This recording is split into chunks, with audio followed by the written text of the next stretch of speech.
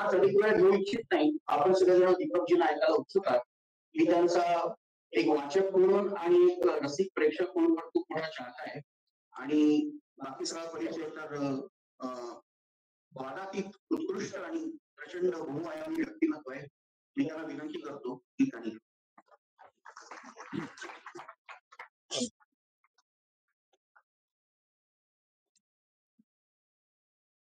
सुषमा स्वराज मंचचे सगळे पदाधिकारी,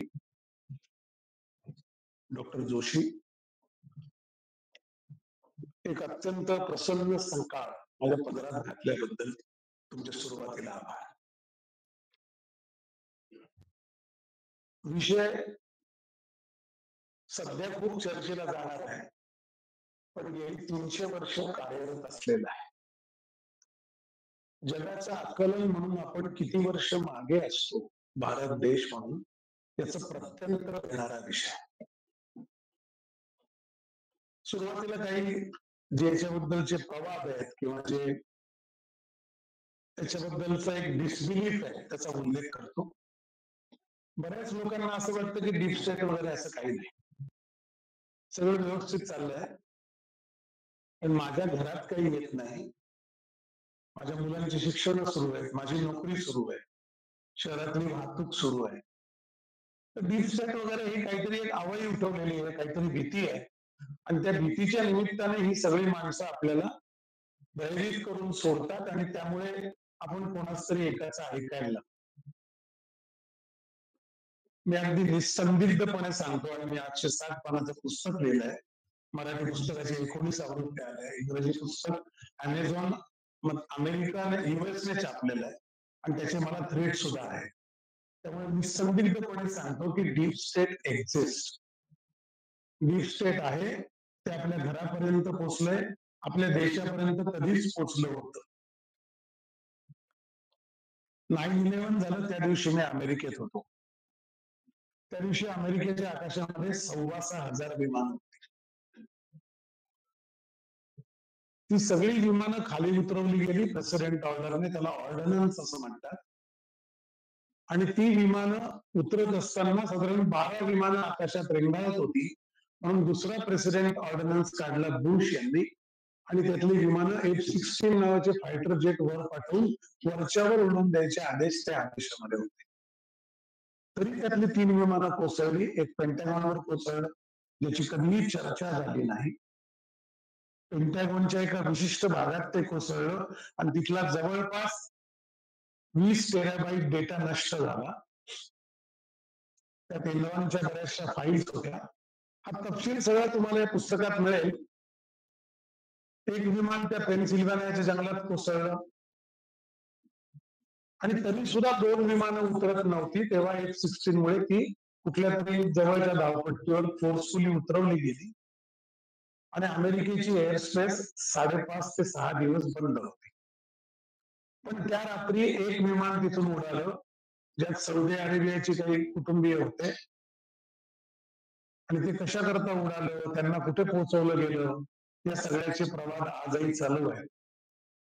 पण मुळात तो हल्ला आणि बिन लादेन याचा काही संबंध नाही. हे मंगळवारी झालं. शनिवारी लॅरी किंग लाईव्ह नावाचा एक चॅनल, म्हणजे मला वाटतं चॅनल CNN आहे, लॅरी किंग लाईव्ह नावाचा एक शो असायचा, आणि त्याच्यामध्ये एक जण बोलताना असं म्हणलं की a week is passing by and we still don't know who has done it. Tomorrow you may say it may be bin Laden. We don't know what we don't know. आणि त्या दिवशी रात्री हे डिबेट असते 9 वाजता.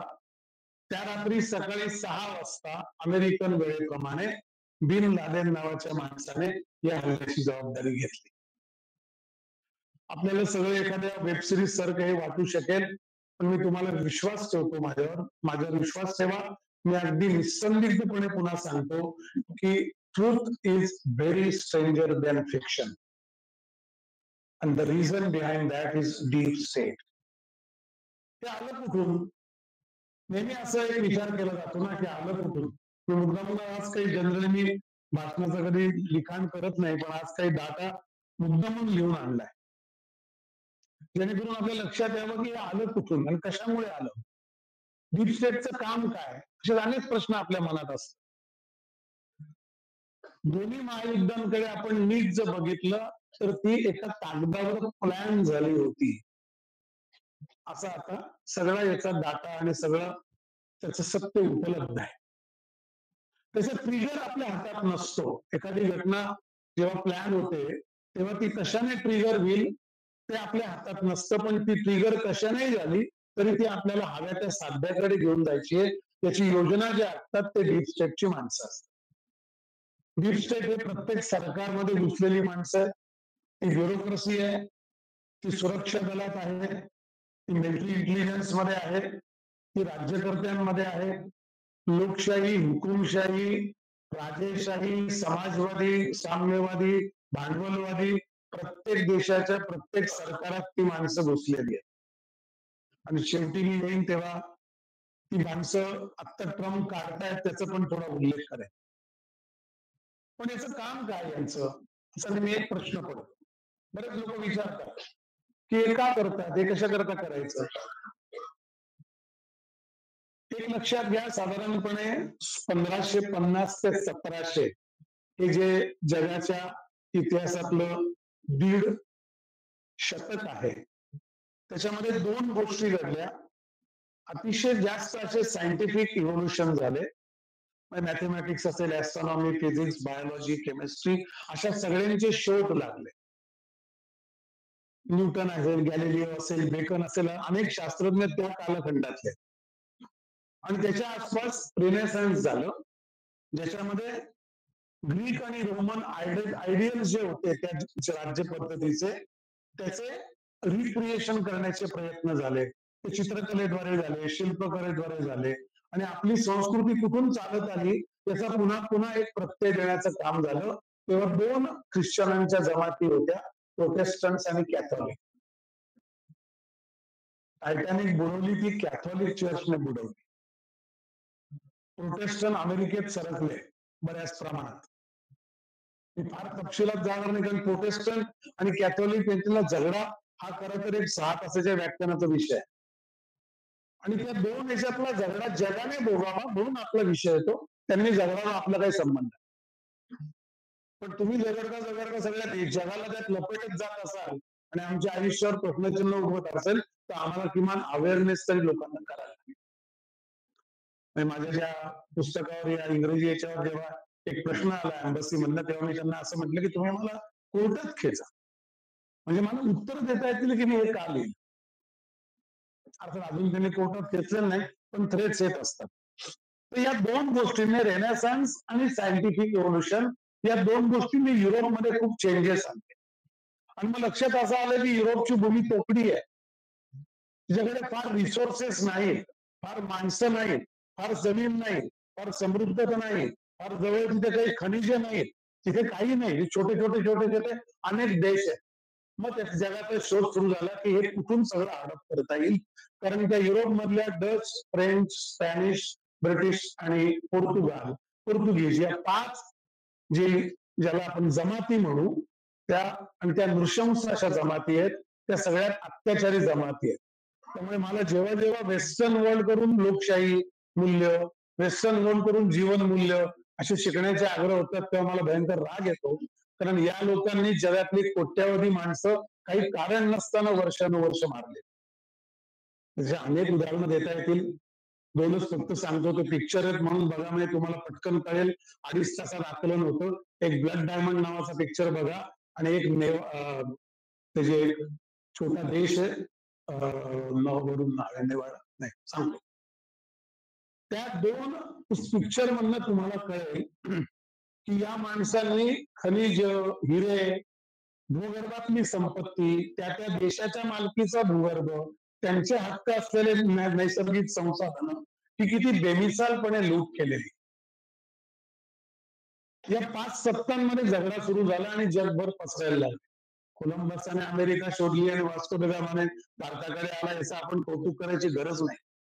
हे लुटेऱ्यांना मार्ग दाखवून देणारी माणसं आहेत.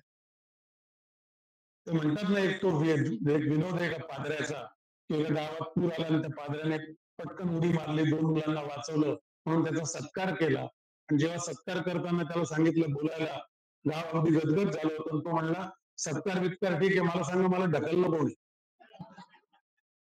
ते ढकललं ज्यांना ना ते हे दोन लोक आहेत, कोलंबस आणि वास्को द गामा. यांचं बोट धरून बाजू लुटारू आले आणि त्याला उत्तर देणारा एकमेव देश भारतातला माणूस आहे, त्याचं नाव आहे छत्रपती शिवाजी महाराज. या चारही महासत्तांची भारतात घुसण्याचे सगळे मार्ग आवळणारा केवळ 35 वर्षात 450 वर्षांचं मुघलांचं दैन्य आणि पुढच्या 100 वर्षांचं या सत्तांचं आक्रमण फक्त 35 वर्षाच्या कामात थोपवणारा छत्रपती शिवाजी महाराज आहे. डीप स्टेट विरुद्ध लढायचं असेल तर आजही ते संपूर्ण आदर्श आहे, त्यात काही शंका नाही. त्यामुळे हे सगळं चालू असताना मग सगळ्या फ्रॉड थेरीज जन्माला आल्या. मी तुम्हाला 2 थेरीजचा उल्लेख करेल. मी हे मुद्दामून सांगतोय कारण या आपल्या गृहीत धरलेल्या श्रेष्ठ गोष्टींना कोलमडल्याशिवाय डीप स्टेट कळत नाही. 2 गोष्टी सांगेल. एक त्यातला आहे ऍडम स्मिथ आणि दुसरा आहे डार्विन. या दोघांच्या मांडण्या फ्रॉड आहेत. आय रिपीट, ऍडम स्मिथची मागणी काय? त्याच्या त्या वेल्थ ऑफ नेशन मधली 3 वाक्य वाचतो. The way to determine the man is rich or poor is by examining the amount of labor he can afford to purchase. हे ऍडम स्मिथ सांगतो. वेल्थ ऑफ नेशन जो प्रमाण ग्रंथ मानला जातो, इथे अर्थशास्त्रीय ज्ञानातले अनेक माणसं बसले असतील, पण माझाही भ्रम दूर झाला किंवा मला असाच धक्का बसला जसं तुम्हाला आता बसत असेल. दुसरं वाक्य त्याचं, individual self interest can end up in a public good. Fraud statement आहे. डार्विनचा सर्वायवल ऑफ द फिटेस्ट आणि लेट द अनफिटेड बी एलिमिनेटेड या 2 वाक्यांवर आपण आयुष्यभर ऑब्जेक्शन द्यावं, ज्यांचा मानव जातीवर किंवा मानवतेवर विश्वास आहे. अशी ही 2 वाक्य आहेत. जीवो जीवस्य जीवनम सांगणारी आपली संस्कृती आणि let the unfit get eliminated सांगणारा डार्विन, यात कोण अधिक माणुसकीचा आहे हे कळण्याकरता पहिलीच सुद्धा जायची गरज. आणि ह्या बेशरमपणा आपण चालू ठेवला. त्या अत्यंत बिनबुडाच्या माणसांची वाक्य आपण बाबा वाक्य प्रमाणम असं मानत प्रवास केला आणि म्हणून आज या देशाची ही अवस्था. मला हे मान्य आहे की नवीन उभं करण्याकरता वेळ लागतो, पण मी नवीन उभं करण्याची इच्छा घेऊन तरी जगू शकतो ना. जे आहे ते माझ्याकरता ग्रेट हे समजणं हा निष्क्रियतेचा उच्च आविष्कार असू शकतो आणि तो आपण गेली 350 वर्ष दाखवलाय छत्रपती शिवाजी महाराज गेल्यानंतर. तर या इच्छेतनं भारतात पोचलेली सत्ता म्हणजे इंग्रजांची, ते आपल्याला माहिती. 450 वर्षांची मुस्लिमांची अन्यायाची, दैन्याची, अपमानाची, अत्याचार करणारी, लूट करणारी राजवटीनंतर मध्ये 144 वर्षांचा एक कालखंड येतो ज्यात मराठ्यांचं राज्य आहे देशावर आणि नंतर इंग्रज सुरू. धर्मपाल नावाचे गांधींचे एक शिष्य आहे. त्यांनी ब्युटिफुल ट्री नावाचं एक पुस्तक लिहिलंय. पुस्तक नाही, खंड आहे. ते गांधींचे शिष्य आहेत. आम्ही मुद्दामून हे उल्लेख सगळे करतो, म्हणजे आपण काहीतरी एक वेगळी मांडणी करतोय असं नाही. हे आहे. There were people who were understanding this marriage games. अशी लोक होती की ज्याचा विरोध करत होते, ते आपल्या पद्धतीने करत होते आणि त्यांना सपोर्ट देणारे नव्हते, त्यामुळे ते एकांडे शिलेदार आहेत. धर्मपाल त्यातला एखादा शिलेदार आहे, महात्मा गांधींचा शिष्य आहे. पण त्याने सांगितलं ते जेव्हा इंग्रज आले 1758 बंड मोडल्यावर 4 गव्हर्नर त्यांनी भारतात आणले. थोडक्यात त्याचं जीत सांगतो. डीप स्टेटची ही सगळी बीजे आहेत, लक्षात घ्या. आणि काय असतं, एखाद्या मातीमध्ये भुसभुशीत असली आणि काही फेकलं तरी उगवतं हे ज्याला कळतं, तो मग हाताला हवं ते फेकायला लागतो आणि हे भरत भूमीचं झालं. अत्यंत सुपीक सकस माती असलेल्या देशात अत्यंत घाणेरडे, कुटील आणि षडयंत्राचे अनेक बीज रोवली गेली आणि त्याचा आत्ता आपण फेस करतोय. आत्ता अजूनही आज आपण मी आता बोलतोय या क्षणाला या देशामध्ये किमान 50 ठिकाणी बॉम्बस्फोटाचं षडयंत्र सुरू असेल जे आपल्याला माहित नाही. आपली सुरक्षा दल सजग असतील म्हणून आपण शांतपणे घरी जाऊ किंवा कदाचित एक दिवशी जाणार नाही. आपल्या पंतप्रधानांचं आयुष्य धोक्यात आहे. त्या देशाच्या गृहमंत्र्यांवर सारखी पाळत आहे. त्या देशातली आर्थिक राजधानी मुंबई ही सगळ्यांच्या रडारवर आहे आणि मी तुम्हाला भयग्रस्त करण्याकरता बोलत नाहीये. तुमच्यातलं कोणी जर एक्स पोलीस किंवा मिलिटरी इंटेलिजन्स किंवा पोलीस इंटेलिजन्स मध्ये इथे बसला असेल तर त्यांना विचारा. तर या इंग्रजांच्या याच्यात ते 4 गव्हर्नर आले. त्यांना नॉर्थ ईस्ट वेस्ट साऊथ अशा 4 ठिकाणी पाठवलं गेलं. तिथून न्यूज नावाचा शब्द आलेला आहे, NEWS. कारण सगळीकडून येणारी गोष्ट म्हणजे ती बातमी. NEWS चा तो अर्थ तो आहे. त्यांनी अहवाल तयार केले 30,000, 40,000, 45,000 पानांचे. त्या अहवालात त्यांना सांगितलं काय होतं की साधारण इंग्रजांचा हा अभ्यास होता की 710 वाजता दाहिरवर आक्रमण झालं, इसवी सन 710. सिंधचा राजा. 634 मला वाटतं इस्लाम आहे सौदी अरेबियात.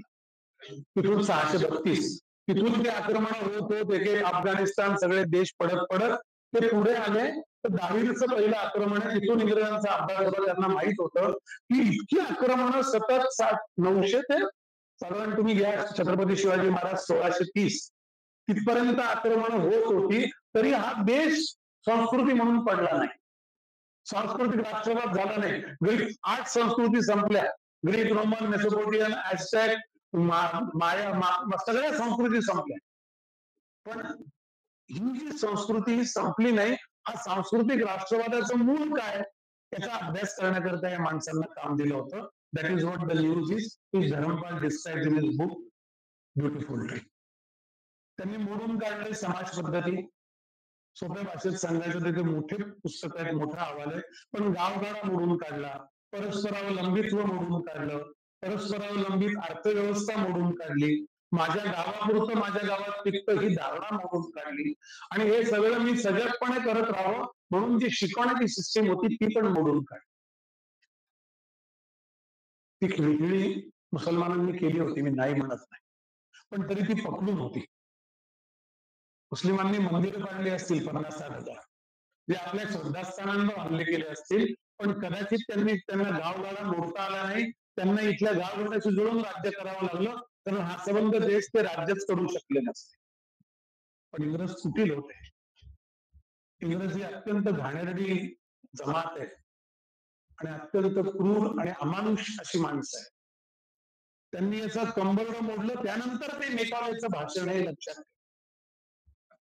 मला माझी प्रचलित व्यवस्था मोडून काढणं आणि माझी प्रचलित व्यवस्था मोडून काढता याची जाणीव देणारं शिक्षण संपवणं म्हणजे माझा सोर्स पण जातो आणि सोर्स माझ्यापर्यंत पोहोचण्याचा चॅनल सुद्धा संपतो. मी आंधळ्यासारखा एका घरांवर राहतो काळाच्या पडद्यावर, असं आपल्या जनतेचं झालं.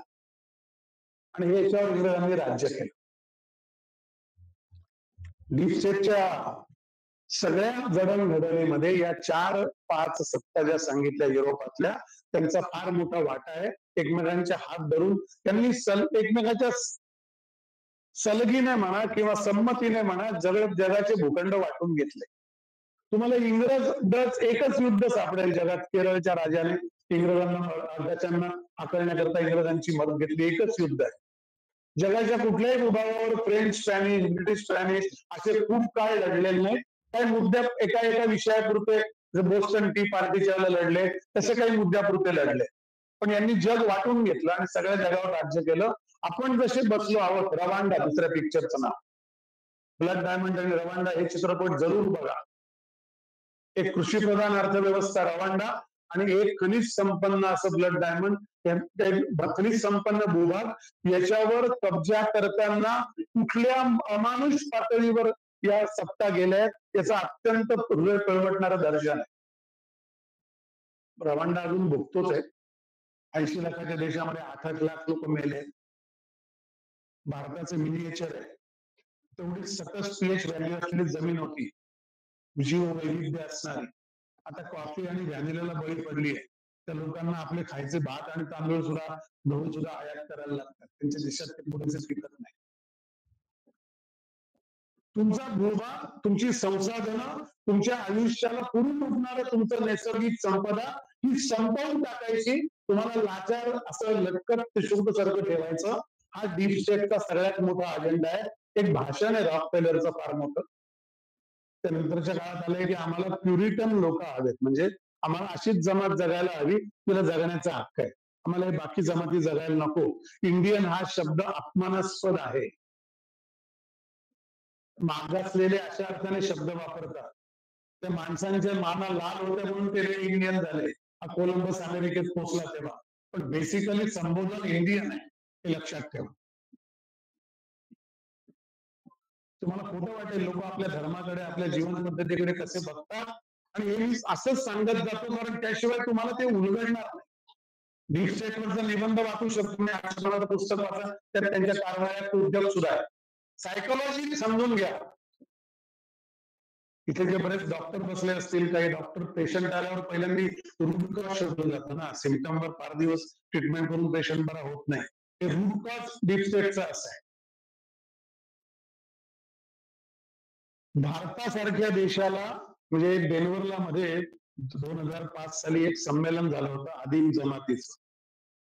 जगातल्या एस्किमो, मावरी, अबॉर्जिन्स, झुलू, आदिवासी अशा सगळ्या 72 आदिम जमातींना तिथे बोलवलं होतं. माझ्या नशिबाने मला विषय मांडण्यात दिला होता, बिझनेस ऑफ रिलीजन. हिंदू धर्म हा रिलीजन नाही. डीप स्टेटचा पहिला प्रोपोगंडा आहे तो म्हणजे हिंदू हा रिलीजन म्हणजे धर्म नाही. तिसऱ्या अध्यायात भगवान श्रीकृष्ण सांगतो, स्वधर्म निधनम श्रेय परधर्मो भयावा. तेव्हा जगात प्रचलित अर्थाने कुठलाही धर्म अस्तित्वात नाही. धर्म ही आचरण व्यवस्था आहे, जगण्याची माझी पद्धती आहे. तिला रिलीजन म्हणणं हा पहिला फ्रॉड आहे, आणि तो डीप स्टेटचा आहे, कारण तुमची थॉट प्रोसेस बदलून जाते. मुलाचा, बापाचा, आईचा, मुलीचा, शिक्षकाचा, विद्यार्थ्याचा, प्राध्यापकाचा, डॉक्टरचा, वैद्याचा धर्म, त्याच्या जगण्याची एक जीवननिष्ठा आणि आचरण व्यवस्था असते, तो म्हणजे धर्म. त्याच्यात मरावं असं श्रीकृष्ण म्हणतो. दुसऱ्या धर्मात मरू नये आणि दुसऱ्या आचरण व्यवस्थेत जाऊ नये. आपला धर्म सोडून ते भयावह आहे. स्वधर्मात नेलं तर त्या निधनाचं श्रेय आहे, त्या मृत्यूचे श्रेय आहे, ते श्रेयस्कर आहे. तेव्हा इस्लाम ख्रिश्चन नाही आहे. त्यामुळे हे धर्म असं लागताना तिथे विषय दिला होता बिझनेस. म्हणून मी असं मॉडेल असं म्हणलं की धर्म नावाची पद्धती शोधली. एक कोणतरी न पाहिलेला देव, एक कोणतरी त्याचा प्रेषित, आणि एक कोणतरी त्याच्या अनुयायांचा लॉट, असं एक त्रिदंडी मागणी, एक पिरामिड उभा करून जगात धर्माचा बिझनेस चालला, आणि तो आजतागायत व्यवस्थित चालू आहे. हिंदू धर्म त्यात बसत नाही. ती जीवन पद्धती असं आपण वारंवार म्हणतो, आपण त्याचा अर्थ समजून घेत नाही. आपला एक धर्मग्रंथ नाही, कारण एक प्रेषित आणि बाकी अनुयायी असं नातं असेल तर एकच धर्मग्रंथ लागतो. आमच्याकडे चारबाग सुद्धा ऋषी आहे हो. गणपित्वा गणप्रिवेत म्हणणारा आणि स्वर्ग, नरक आणि पुनर्जन्म नाकारणारा चारबाग पण ऋषी आहे. कारण सगळी व्यवस्था अशी एक धर्म, एकच पंथ हे नसल्यामुळे. म्हणून तशा अर्थाने ख्रिश्चन मुस्लिम हे धर्म नाहीत, ते संप्रदाय आहे. 500 वर्षाने नष्ट होतील, आणखीन काहीतरी ख्रिश्चन आणि मुस्लिम नावाचे येतील, ते संप्रदाय असतील. त्यांचा एक प्रेषित असेल, त्यांची एक जीवन पद्धती असेल. मुळात डीप स्टेटने पहिल्यांदा काय केलं असेल कॅथॉलिक्स आणि प्रोटेस्टंट यांच्या भांडणातून, तर हे मांडणी करायला सुरुवात केली लोकांच्या मनात, आणि ते आज दुर्दैवाने 1000 वर्षांवर रुजली. आज आपल्याला धर्म म्हणजे रिलीजन वाटतो. आपल्या ऍप्लिकेशन फॉर्मवर कधी जात आणि धर्म नव्हता. ब्रिटिशांनी आणलेले ऍप्लिकेशन फॉर्म आहेत शाळेपासून सगळीकडे. आपण कधीच लिहायचो नाही, आपण नाव लिहायचो, आणि ते सगळे फॉर्म आपण आपल्या हातात दिले. आता आपण पटकन जात बघतो, आपण पटकन धर्म बघतो, आणि ते आपल्याला नॉर्मल वाटतं. डीप स्टेट तुम्हाला ऍबनॉर्मलिटीकडे नॉर्मल व्यवस्था म्हणून घेऊन जात, हे नीट लक्षात. तुमच्या श्रद्धांची बळकटी चुकीच्या खांबावर होते, आणि त्यामुळे तुम्हाला असं वाटतं की हेच करेक्ट आहे. ते सारखं शेंदूर खरवण्याची जी आपल्याकडे उपमा आहे ना, हे सगळे शेंदूर आता खरवण्याची वेळ आली. आपण खरवण आधी समजून तर घेऊ. तर हे रिलीजन असे आणले गेले, आणि त्यांनी असं त्यात मी तो विषय मांडला, बिझनेस ऑफ रिलीजन. ते जुलूबाई माझ्या आधी बोलत होती, आणि त्या बाईंनी असं सांगितलं की 3 बोटी उभ्या आहेत. तसे माणसं बोलतात. दुभाषा होता, तिचं मी जीस सांगतो, आणि माझे डोळे भरून आले ते भाषण आहे. त्या बाई म्हणल्या की आम्ही सगळे समुद्रात आमच्या होड्या घेऊन फिरतोय. म्हणजे या 72 आदिम जमाती, त्यांची माणसं छोट्या होड्या आहेत समुद्रातल्या. 3 मोठी जहाजं उभे आहेत म्हणजे. एक ख्रिश्चन आहे, एक मुस्लिम आहे, आणि एक हिंदू आहे. आम्ही जर आमच्या होड्या घेऊन त्या जहाजापर्यंत गेलो, जहाजाच्या डेकवर मौज चाललेली आहे, लोक छान नाचतायत, गातायत, आनंद व्यक्त करतायत. आम्हाला जायचं असेल तर आम्ही ख्रिश्चन किंवा मुस्लिम जहाजापाशी गेलो की ते म्हणतात तुमची ही होडी बुडवा आणि वरती या. हिंदू नावाचं एक झाड असं जे म्हणतं होडी बांधा खाली, वरती या, एन्जॉय करा, आनंद घ्या, पार्टी करा, राहा हवे तेवढे, जायचं तेव्हा निघून जा. त्याचा आपल्याला अभिमान वाटला पाहिजे. मी माझं प्रेझेंटेशनचा जिस्टच बदलून टाकला त्या बाईच्या एका भाषणात. मी असं म्हटलं की हा नुसता बिझनेस नाही, रिलीजन हा त्या ज्या प्रमुख रिलीजनचा जो एक प्रेषित आणि एक संप्रदाय ही जी मांडणी आहे ही ब्रुटल बिझनेस आहे, डबल बी आहे. Because it has demolish. आजपर्यंत जगात 42-42 कोटी लोक मेले असतील आतापर्यंत, तर त्यातले 39 कोटी फक्त धर्मांच्या युद्धात मेले जातात. लक्षात घ्या. दुष्काळात अनेक मेले आहेत, पण धर्मयुद्धात मेले आहेत. म्हणजे एक अत्यंत बंपर विचारसरणी, तिचा अत्यंत ठिसूळ आणि अरोगन्स किंवा ऑटोक्रेटिक त्याची मांडणी, आणि त्याच्याकरता लोकांनी जीव देणं, हे सगळीच पद्धती आपल्याला फ्रॉड वाटत नाही. म्हणून जीवन पद्धतींना आव्हान आहे डीप स्टेटचं ते याकरता, कारण त्या ते मोनोलिथिक करतील. तिथे जे 60च्या पुढचे त्यांना आठवत असेल, आपल्या लहानपणी आपण किती प्रकारची धान्य खात होतो, किती प्रकारची ज्वारी, किती प्रकारची बाजरी, किती प्रकारचे तण, किती प्रकारचे धान ज्याला म्हणतात ते होतं, डाळी किती होत्या. आता काय उरलंय? मका, तांदूळ आणि गहू. त्याला म्हणतात मोनोलिथिक मांडणी. डीप स्टेट तुमच्या जीवन पद्धतीवर आक्रमण करतो, तुमच्या श्रद्धांच्या चौकटी बदलतं आणि तुमच्या जीवन पद्धतीला आवश्यक असणाऱ्या आणण्यासारख्या गोष्टींची पण कमोडिटी करतं, कारण कमोडिटी संख्या आहे. जीववैविध्य हा डीप स्टेटला थ्रेट आहे. त्यामुळे आपलं सगळ्यात आधी काय जपलं पाहिजे आपण, तर जीववैविध्य जपलं पाहिजे. ते डीप स्टेट क्रॉस करू शकत नाही. आणि हे फक्त ज्यांना पुस्तक वाचता येतं अशी माणसं करू शकतात, त्यांच्याकडून ती अपेक्षा आहे. मी नेहमी सांगतो की साक्षर माणसाला अज्ञानात मरायची मुभा नाही. असं हे पडू शकतो की मला हे कळलं की काही पडू शकलो नाही, पण मला कळलं नाही. निरक्षर माणसाला ती मुभा आहे, कारण तो रोजच्या अन्नाकरता झगडतोय. त्याला 2 वेळेला खायला कसं मिळेल चिंतेत त्याचा दिवस उगवतो, आणि खायला मिळालं नाही म्हणून उपेक्षा पोटी दिवस संपतो. त्याच्याकडून ही अपेक्षा नाही, तुमच्या आमच्याकडून आपण नीट समजून घेतलं पाहिजे. मग नॅरेटिव्ह क्रिएट करायला लागतात डीप स्टेटला आपलं काम करताना. श्रद्धास्थानं मोडकळीला आणायला लागतात, त्याच्या चौकटी मोडायला लागतात, डेफिनेशन बदलायला लागतात, व्याख्या बदलायला लागतात, विश्वास जन्मयित करायला लागतात. माणसांच्या ज्या म्हणून जगण्याच्या चौकटी किंवा जे म्हणून खांब किंवा वृक्षाची खोड धरून ते जगत असतं, ते सगळं मोडून काढायला लागतं, सोडून काढायला लागतं. त्याच्याकरता नॅरेटिव्ह लागतात. तुम्हाला 5 नॅरेटिव्ह सांगतो आलेले आहेत जगात, त्यांनी आणलेले आहेत. आणि हे डॉक्युमेंटेड मी जे बोलतोय, आम्हाला आपली स्वप्न पडलं, भ्रम झाला, तुमच्याकडे बरं सकाळी व्याख्यान एक जरा ब्रेकफास्ट करू आणि सगळं ब्रेकफास्टची एनर्जी इथे घालवू, अशा करता मी आलेले हे डॉक्युमेंटेड, त्याची अनेक पुस्तकं मी तुम्हाला देऊ शकतो. आर.सी. मुजुमदारांनी याच्यावर खूप चांगलं लिखाण केलं. इस्लाम म्हणजे पीस आणि इक्वॅलिटी, हा एक नॅरेटिव्ह आहे. मी असं म्हणल्यावरच काही लोक हसले, म्हणजे आपल्याला जे पटतच नाही. पण विचारा तुम्ही, जा मस्जिद जा, मी गेलोय त्या मौलवींशी बोललोय, त्यांचं म्हणतात ते आम्हाला असं पीसचं काम आहे. म्हणजे एक तर ते भ्रमात आहेत किंवा ते भ्रम क्रिएट करतायत. पण हा भ्रम क्रिएट केलेला आहे, लक्षात ठेवा. यांनी नाही केला स्वतः, अनेक लोकांनी केला ज्यांना या घड्या बदलायच्या आहेत.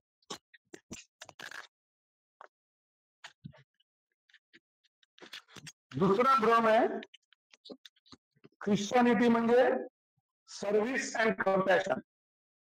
तुम्ही म्हणतात ना येशू प्रेमळ आहे, येशू तुमचं दैन्य हरवेल. अरे येशूने दैन्य दिलं आम्हाला, त्याच्या नावाखाली तुमच्या लोकांनी. आम्ही फार सुखात होतो, आम्ही छान जगत होतो, आम्हाला जेवढं पोटापुरतं मिळत होतं, एकमेकावर अवलंबून राहून 10 लोकांना जगवत होतो. आमचं पातंजली आमचे म्हणत होते की या सृष्टीमध्ये जीवजीवस्य सगळ्यांना जगण्याचा अधिकार आहे, अशक्ताला सशक्ताने बरोबर घेऊन चाललं पाहिजे. हे आमच्याकडची एकवाम बहुश्याम नावाची संस्कृती होती. तुम्ही आम्हाला काय शिकवतात कम्पॅशन वगैरे? तुम्ही करुणा शिकवली आम्हाला, बुद्धाने शिकवली जगाला करून. दयेच्या पुढे गेला बुद्ध, तुम्ही दयेवरचं राजकारण केलं, दयेवरच्या चौकटी मांडल्या जीवनाच्या. बुद्धाने करुणापर्यंत गेला, दयेला पण तुमच्या बुद्धीच्या चौकटीला बुद्ध प्रज्ञेपर्यंत घेऊन गेला, तुमच्या चारित्र्याच्या चौकटीला बुद्ध शीलापर्यंत घेऊन गेला. कारण दया आणि करुणा, बुद्धी आणि प्रज्ञा, चारित्र्य आणि शील याच्यामध्ये त्रुटी उभी आहे, आणि ते आम्ही करत होतो. खूप चारित्र्यवान माणूस आहे, शेजारी अत्याचार होतोय कुठल्या पहिलीवर तो काही करत नसेल तर चारित्र्याचा काही उपयोग नाही. त्याच्याकडे शील हवं ते थांबवण्याकरता, त्याला शील म्हणतात. तर ही करुणा आमच्याकडे त्याने केला प्रवास, समाज म्हणून प्रवास केला. तरी त्यांचं नाव असं आहे की सर्व्हिस, ख्रिश्चनिटी म्हणजे सर्व्हिस. आणि माणसाला आता इथे नॉर्थ ईस्ट मध्ये आयुष्य दिलं, असे 5 वर्ष जीवनप्रती बसले. कुठल्या पद्धतीने लोकांना नागावलं गेलं तुम्हाला कल्पना आहे? त्यांच्या व्याख्यानात सांगतील ते. पण जिथे जिथे आम्ही अन्यायाची व्यवस्था उभी करायची आणि जे सगळे वंचित झाले त्यांच्याकरता करुणा घेऊन जायची, अशी डबल दुधारी तलवार आहे. त्याला आपण बळी पडलो. मिशनऱ्यांबरोबर राज्यकर्ते आले का राज्यकर्त्यांच्या बरोबर मिशनरी आले, त्याचा पेस आपण सोडत बसेपर्यंत राज्यकर्त्यांनी देश घेतला होता आणि मिशनरी गरिबांच्या वस्त्या ताब्यात घेतल्या. 32 किलोमीटरची चिकन नेक आहे म्हणून तो नॉर्थ ईस्ट आहे. तोही कशी राहिली आणि सिक्कीम गांधींनी घेतलं नसतं तर आज ती चिकन नेक आपल्याकडे असते की नाही मला माहित नाही. त्यामुळे या गोष्टींचा सर्व्हिस आणि कम्पॅशन हा नॅरेटिव्ह चालवला जातो. आजही गेला 400 वर्ष चालवला जातोय. ख्रिश्चनिटी म्हणजे काय? Service and compassion. Fraud narrative आहे. इस्लाम म्हणजे काय? Peace and equality. Fraud narrative. समता आणि समानता, इक्वॅलिटी ही टर्मच मुळात फ्रॉड आहे. समता पाहिजे. झाड आहे, झाडाला आंबे लागलेले आहेत. एक उंच माणूस आहे, तो सहज हाताने आंबा फोडू शकतो, बुटक्या माणसापर्यंत पोहोचत नाही, त्याला स्टूल घ्यायला लागेल. समानता नाहीच आहे निसर्गात. एक बुटकाने एक उंच असणारच आहे. मला समतेची व्यवस्था आणायची ज्याच्यामध्ये त्याच्यापर्यंत पण तो आंबा पोचेल, त्याला आपण समता म्हणतो. आणि समता आणायची आहे, पण समानतेला महत्व. आणि कोण समानता देणार? इस्लाम. मेंदळ्यांचं पुस्तक वाचा, इस्लामी आक्रमणाचं आता आलेलं. आणि कोणीतरी जाऊन विचारा, बाबा हा नॅरेटिव्ह तुम्ही सांगता, याचं काय करायचं इतिहासाचं डॉक्युमेंट आहे. तिसरं केलं कम्युनिझम म्हणजे रिव्होल्युशन आणि क्लासलेस सोसायटी. तुम्ही नीट लक्षात घ्या, मी मुद्दामून लिहून आणलं जरा. डीप स्टेटचं आपण आज व्याकरण समजून घेऊ. उदाहरण देईल मी, पुस्तकात आहेत, मी जाताना शेवटी एका श्वासात तुम्हाला उदाहरण देतो. डीप स्टेटने काय काय जगात केलं, तो काय मोठा विषय नाही. रिव्होल्युशन आणि क्लासलेस सोसायटी म्हणजे कम्युनिझम, साम्यवाद, हा एक आणखीन डीप स्टेटचा अजेंडा. हे सगळे वरती मिळालेले आहेत बरं का. कार्ल मार्क्स नावाचा माणूस ज्याने दास कॅपिटल लिहिलं, ते खरं तर माहिती आहे, त्या त्याचं काय नाव, एंजल फेडरिक. हा, त्याचं ते ती कन्सेप्ट, त्याची आर्टिक्युलेशन अप्रतिम केलंय. मी मार्क्सच्या बुद्धिमत्तेला सलाम करेन. पण तो कार्ल मार्क्स रॉथशिल्डचा ब्लड लाईनेज आहे. रॉथशिल्ड हा हरामखोर कॅपिटलिस्ट आहे. त्याचा ब्लड लाईनेज साम्यवाद काढतो. संघर्षात बिझनेस आहे, लक्षात ठेवा. संघर्ष क्लिअर केले पाहिजे. पण धोरण काय आहे, घोषणा काय? Classless society. पण क्लासेस क्रीड असून असे इझम आणले गेले, ते रिस्ट्रिक्ट नाही आणले. मी एक प्रश्न एका फार मोठ्या कम्युनिस्ट तत्वज्ञात्याला भारतातल्या विचारला होता. कारण त्याने माझं पुस्तक दिलं, मराठी माणूस आहे, अतिशय हुशार. म्हणजे मला हे बघा, एक नेहमी असं असतं की व्यासंग आणि दिशा याचा मेळ नेहमी बसतोच असं नाही. तसं भूक आणि काय खातो याचा मेळ बसतोच असं नाही. भूक, व्यासंग या गोष्टी फार नॅचरल आहे आणि त्याचा सन्मान केला पाहिजे. पण भूक लागली म्हणून तू काही गटाराला पाणी प्यायला लागला, तहान लागली म्हणून घाणेरडं खायला लागला, तर हा दिशेचा इश्यू आहे. बऱ्याचशा व्यासंगी लोकांच्या दिशाच चुकतात आणि तो गोंधळ. आपण त्यांना व्यासंगी म्हणून त्यांचा आदर करायला जातो आणि ते दुसऱ्याच ठिकाणी चाललेले असतात, जो अत्यंत घातक मार्ग असतो. एका अशा कम्युनिस्ट मोठ्या माणसाला मी असं विचारलं की मला एक गोष्ट सांगा, असं नसेल.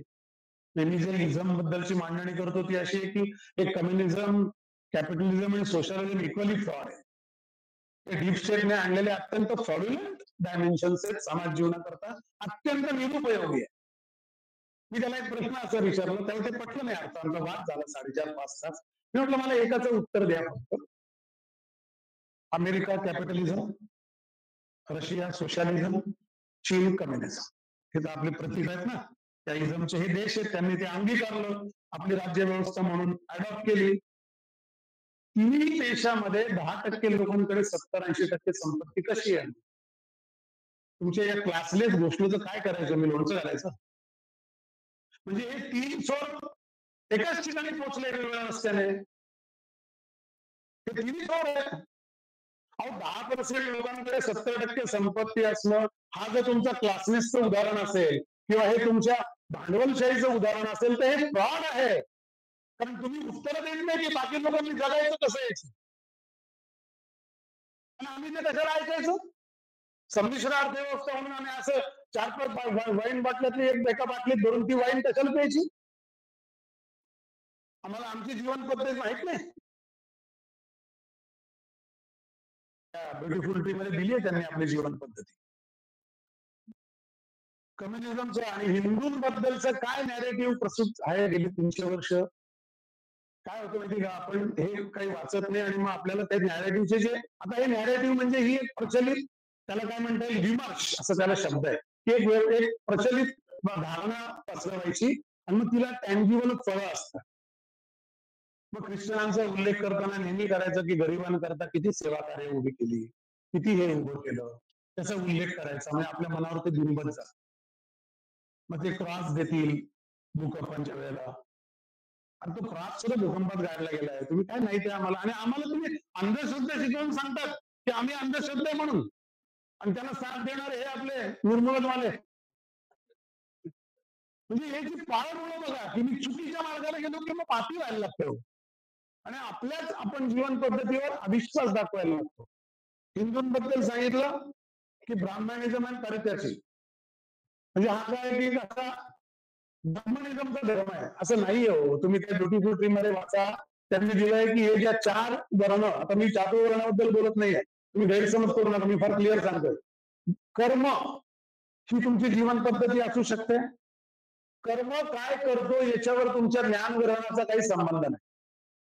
त्यांनी दिलेलं आहे एका नॉर्थच्या एका अहवालामध्ये, त्या ब्युटिफुल ट्री मध्ये, की शूद्र ज्याला म्हणतात वर्ण म्हणून, ती माणसं सगळ्यात जास्त शिकत होती. वैश्य म्हणायचे आम्हाला पैसा कळतो, आम्हाला शिकायची गरज नाही. दिलेलं आहे, तुम्ही पुस्तक वाचा. बरं, हे गांधीवादी गृहस्थ आहेत ना. तुम्ही म्हणाल की तुम्ही तुमच्या ओळखीचे लोक गोळा करून आम्हाला काहीतरी सांगताय. नाही. 17 वर्ष हा माणूस कोर्टात झगडा केला या डॉक्युमेंट करताना ब्रिटनच्या, आणि मग डॉक्युमेंट दिले त्यांनी. बरं, हे डॉक्युमेंट पण आपल्या ताब्यात ब्रिटिश देत नव्हते. आमच्या देशाबद्दलचे अहवाल स्वतंत्र केला, आमचं सगळं डॉक्युमेंट परत करा. वागणं आणली, हे आणले, ते आणले, हे सगळं टेम्पररी पेरिफेरियल आहे हो. तिथून काय लुटून गेला याची गणती केली तर तो एक वेगळा विषय आहे.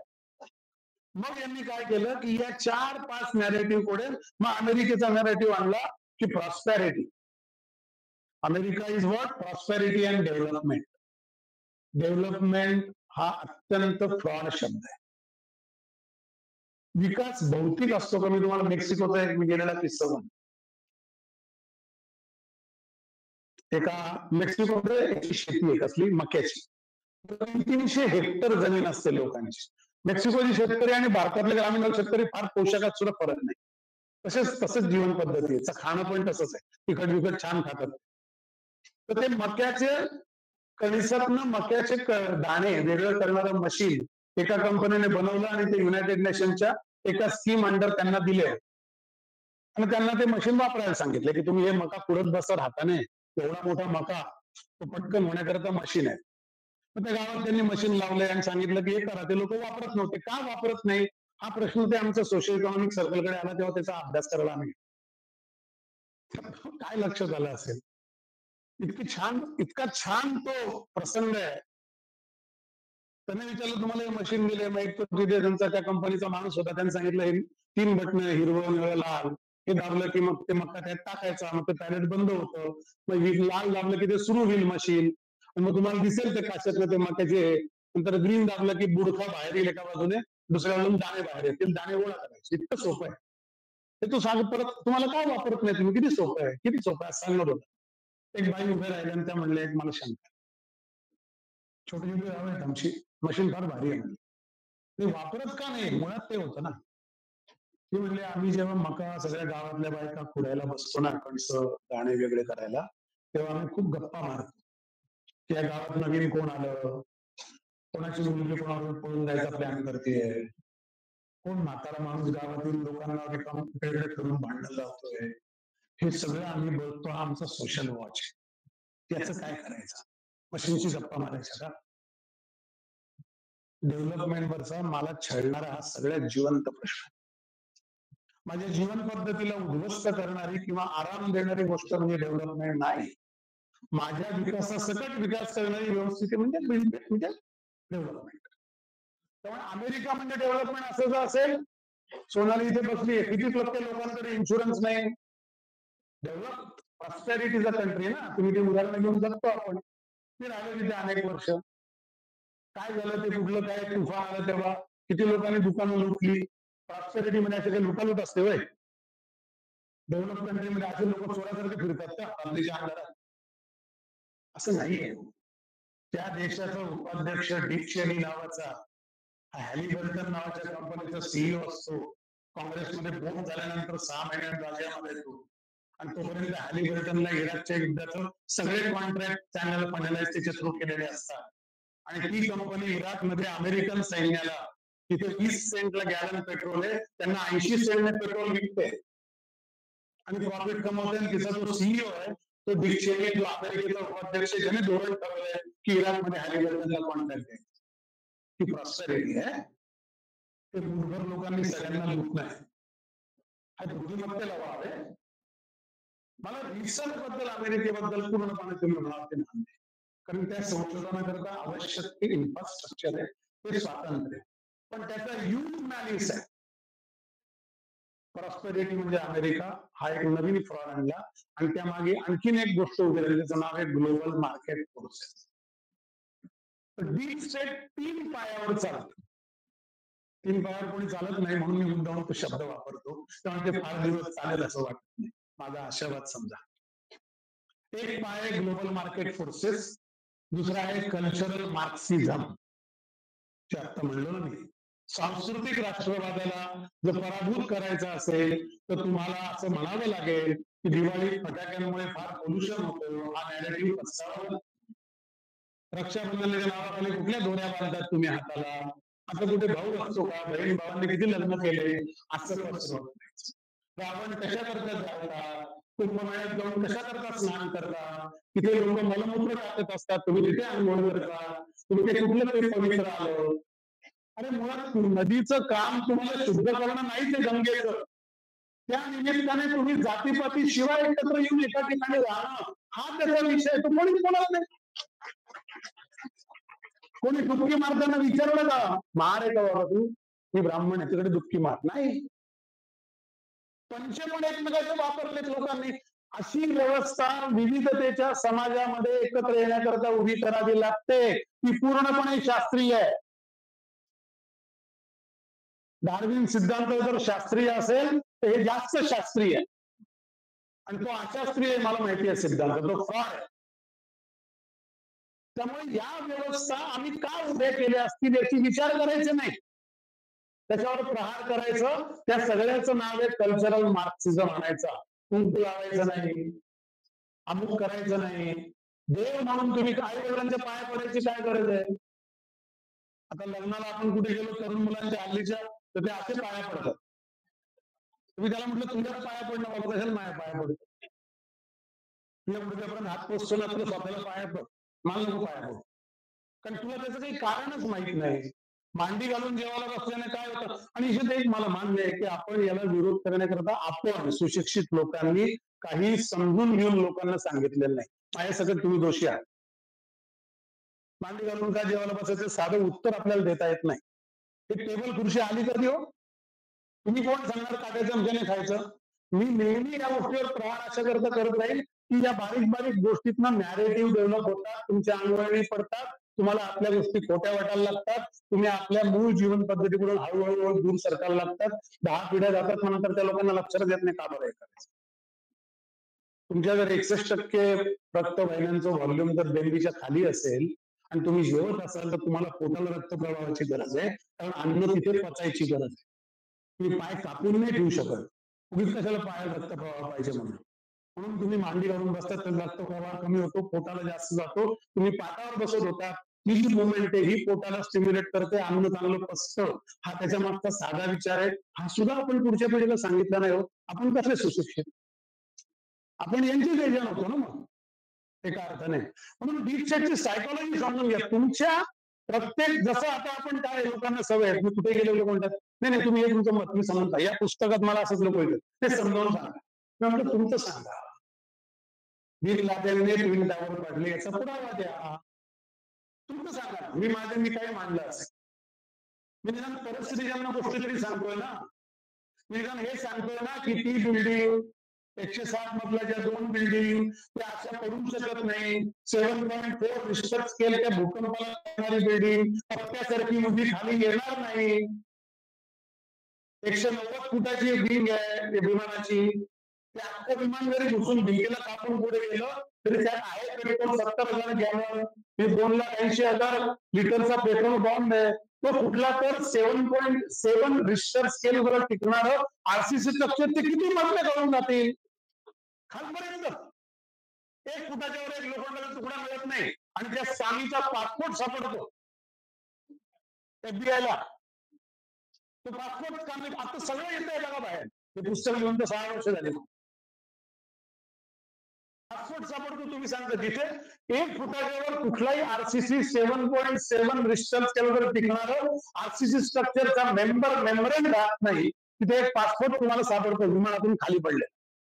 70,000 लिटरचा पेट्रोलचा बॉम्ब फुटतो, त्या विमानात काही नुकसान होत नाही, सगळं जळून जातं, पॅसेंजर बॅगा बिगा. एक पासपोर्टचा मस्त खाली येतो झाडाच्या पानाचा. यांचा पिक्चर कुठला होता ना तो फॉरेस्ट गम सारखा, असं हलत हलत हलत. आणि इंडियाला पाहिजे तो सांगायला बिन लादेनला पाहिजे. मग बिन लादेनला जर पाडलं असेल तर त्या बिल्डिंग मधल्या 6 इस्रायली कंपन्या का आपलं लीज कॅन्सल करून सोडून जातात. त्या 32 अमेरिकन लोक त्याच्यानंतर मेले, त्यातले 2 सिनेटर आहेत. त्यांनी कशाकरता आंदोलन केलं? 282 इंजिनियर्सनी आणि आरसीसी डिझाईन कन्सल्टंट्सनी अशा पद्धतीच्या आघाताने मेंबर उठू शकत नाही हे कशाकरता कोर्टात सांगितलं. मी तर असं म्हणतो तुम्ही सांगा ना बिन लादेनने पाडलं, ज्यांनी स्टोरी सांगितली ते आम्हाला तुम्ही सांगत राहा, तुम्ही करा, सांगू ना. बिल्डिंगचा जो होणार आहे ज्याने बिल्डिंग लीज केली आहे तो $4 बिलियन विमा उतरवतो 10 दिवसासाठी बिल्डिंगचा, आणि त्याला माहिती आहे की मला $4 बिलियन मिळायचे. आणि खोटं बोलत नाही, मी व्यासपीठावर उभा आहे, माझ्या दृष्टीने हे माझं सगळ्यात जास्त शब्दास्थान आहे. मी 2011 ला जेव्हा झालं तेव्हा मी 2003 साली असं म्हटलं की वर्ल्ड सेंटर तयार करतील, आणि आत्ताचे नाव घ्या, त्याचं नाव वर्ल्ड टॉवर असेल. कारण ते डॉलरच्या नोटेवर आहे, हो डॉलरची नोट आहे, त्याच्यात लिहिलेलं आहे वर्ल्ड ऑर्डर, पिरामिडचं चित्र आहे, तो रॉथशिल्डचा सिम्बॉल आहे. आपल्याला नोटेवर काय, आपल्याला एवढ्या बारीक गोष्टी कळत नाहीत. मला आश्चर्य वाटतं भारतातल्या इकॉनॉमिक्सला कळत नाही. ते फार मोठे इकॉनॉमिक्स या कम्युनिस्ट माणसावरती मला एकदा म्हणले असं काही नाही हो, म्हटलं बरं नसेल, असं काही नसतं आपल्याला असं वाटतं. तर त्यांचं म्हणणं काय होतं की नागरिक शास्त्राच्या पुस्तकाप्रमाणे संसदेचं कामकाज चालतं, कारण ते बुद्धिमान आहे ना. मला हे विचारवंतावर म्हणले मला भीती वाटायला लागली. त्याच्या इतकं स्लॅब नाही होत तोंडात मारलेलं विचारवंत म्हणजे. हे फ्रॉड्युलंट शब्द आहे, त्यांनी ठरवले. दरिद्री असायला लागतं तुम्ही विचारवंत असण्याकरता बौद्धिक. त्यांनी मला सांगितलं, म्हटलं नाही ते आपल्या नोटेवर काय लिहिलं आहे, promise to the bearer of the ₹100, मैं धारक को ₹100 अदा करने का वचन देता हूं. ती प्रॉमिसरी नोट आहे, ती नाकारू शकत नाही. त्याला अनबेलेबल वॉरंट आहे, अनबेलेबल, त्याला बेल मिळत नाही, जेलमध्ये जायला लागले कोणी नाकारले. आणि सरकार उभे आहे नोटे मागे. अमेरिकेच्या डॉलर नोटेवर काय लिहिलंय, अमेरिकेत सोनाली आणखीन लोक आहेत. दिस इज काय लिहिलंय, this is a legal tender for all debts, public and private. Legally tenders can be challenged. Promissory note नाही, हा साधा इंडिकेटर आहे.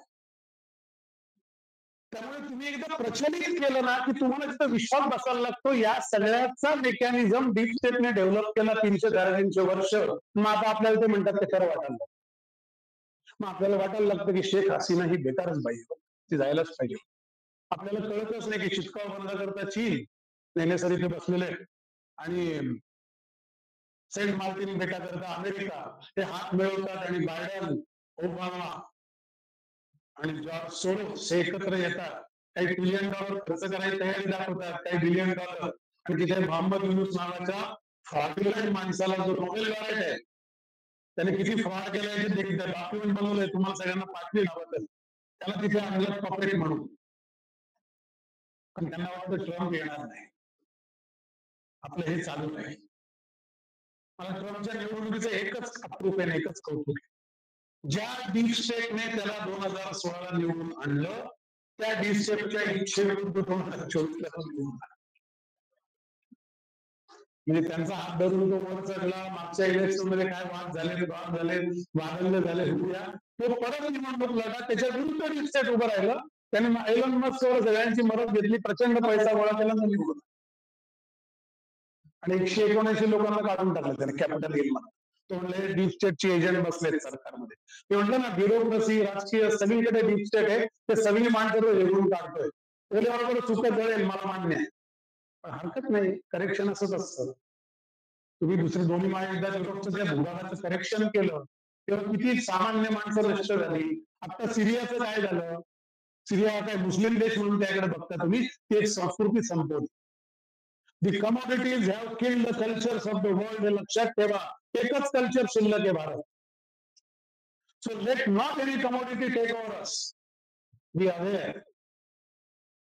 डीप समजून घ्या. आपण ज्या दिवशी आपल्या देशातलं वस्तुकरण होईल आपल्या आयुष्याचं, तेव्हा आपलं संस्कृती संपायला लागेल. आत्ताच हे जे चाललेत विरोध, हे बारीक बारीक ते खरवडणंच चाललंय ना. हे करू नका, ते करू नका, अमुक सण करू नका, तमुक सण करू नका. नाही, दिवाळीला फटाके. अरे, तुमच्या कार्बन एमिशनचं जे पोल्युशन आहे ना, त्याच्या 0.0001% दिवाळीच्या फटाक्यांचं पोल्युशन नाही. करा ना वाहनं बंद, कंबशन इंजिनवर बंदी आणा. एवढं सिरियस आहात तर ते धूर नाकातोंडात तिसऱ्यांचे जातात, जे गाड्या चालवत नाही, पायी चालतात त्यांच्या. तुम्ही कसले आगाऊपणा शिकवतात आम्हाला, काहीतरी अक्कल शिकवल्यावर बोलतात. 4-5 संपर्क तुम्ही काही विचारवंत ठरत नाही. 4-5 चॅनल तुमचे दुकान चालवायला लागले, तुम्ही काही हुशार ठरत नाही. आम्हालाही प्रश्न विचारायचे अधिकार आहे, आणि आपण ते विचारत नाही. आपला प्रश्न तुम्हाला माहिती डीप स्टेटने काय क्रिएट केलं आज जगात? 70% वेल्थ मूठभर लोकांकडे आहे. 60% इन्स्टिट्यूशन त्यांच्याकडे आहे जगातल्या. मध्ये आलो होतो ते एका कंपनीचं, रायटरचे एथिक्स असतात, मी नाव आता त्या कंपनीचं घेत नाही, पुस्तकात दिलं नाहीये मी. त्यांनी एक सर्वे केला आणि त्यांनी सांगितलं 120-80 ब्लड प्रेशर आहे, हे नॉर्मल नाही. 110-70 हे नॉर्मल आहे. सर्वे त्याच कंपनीने केला जी गोळ्या बनवते. $2 बिलियन गोळ्यांचा खप आहे.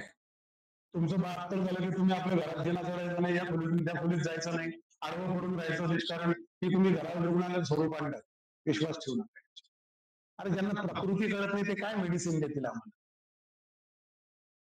तुम्ही निसर्गाशी साधारण साधून जगायचं माणसं पण प्रयत्न करणारी जमात आणि आमचा देश आहे. मी 400 मी असं म्हणत नाही की 400 शुगर असावी, पण ती शुगर असलेली माणसं मी काम करताना बघितली आहे. प्रकृती आहे प्रत्येकाची. 10 माणसं पावसात भिजले, 10 लोकांना सर्दी होईल का? दोघांना कफ, दोघांना खोकला, दोघांना सर्दी, दोघांना ताप, दोघांना काय? नाही काय उत्तर द्यायचं? एक पॅरासिटामॉल कसं काय चालेल? सगळ्यात खत मारल्यासारखं ते शेतावर मारतात तसं सगळ्यांना देऊन. प्रकृतीप्रमाणे ट्रीटमेंट करा, एवढंच म्हणतो आम्ही. पण ते नॅरेटिव्ह तर असं आहे की ते भंगार आहे. तुम्ही आम्हाला सांगतात डीप स्टेट सांगतो काय? हे लोक काय सांगतात? कारण 80% मीडिया त्यांच्याकडे आहे. ते काय सांगतात? इकडे काही नव्हतं. आपल्याही बऱ्याच लोकांना असे भ्रम आहेत. इंग्रजांनी रेल्वे आणली म्हणून आपली सुधारणा झाली. रेल्वे बोर्डवर इंडिपेंडंट डायरेक्टर म्हणून काम केलं. पहिल्या दिवशी पहिल्या महिन्यात त्यांना म्हटलं मला नकाशे दाखवायला. 1851 पहिली रेल्वे डाउनलोड झाली, 1853 ठाणे मुंबई, एवढंच माहिती असतं आपल्याला. आणि इंग्रजांनी आणली आणि ते अमुक झालं. नाशिकच्या लोकांनी भावनांनी संप केला, आम्ही क्रियाकर्म करणार नाही म्हणून ते 9 किलोमीटर लांब स्टेशन दिलं नाशिक रोडचं. त्या स्टोऱ्या लोकांनी सांगून मी लहानचा मोठा झाला. मी मॅप काढले तुम्हाला सांगतो, आणि कोणी मला कधी आपण याच्यावर कोणाशी चर्चा करायला तयार आहे. एक रेल्वे डेव्हलपमेंटचे मॅप आहेत, ते सगळे जिथे खनिज संपन्न भूमी आहे तिथून बंगापर्यंत जाणारे रेल्वे वाढले. आणि त्यांना फुकट चोऱ्या माऱ्या करायच्या होत्या आपल्या देशातल्या संपत्ती. त्यांनी एखाद्या आदिवासीला पाड्यावरून तिकडे जायला बरं पडेल, त्याला नदी ओलांडायला लागते. सातपुड्यातल्या आमच्या धडगावच्या आदिवासीला पिंपरी आणि शहादा दऱ्याला येण्याकरता एकच नदी 16 वेळा ओलांडावी लागते. नदी म्हणजे ओळ जे काय असेल ते, त्याच्याकरता एकही रेल्वे एकही बोगदा बांधले. इकडून तिकडे माल नेता यावा, बनवायला जोडता यावं, म्हणून मुंबईला रोज 81 ट्रेन येतात. आपण तेच चालू ठेवलं दुकान त्यांचं. खरं लगेच गावात भरलं की निघाले चोऱ्या घेऊन.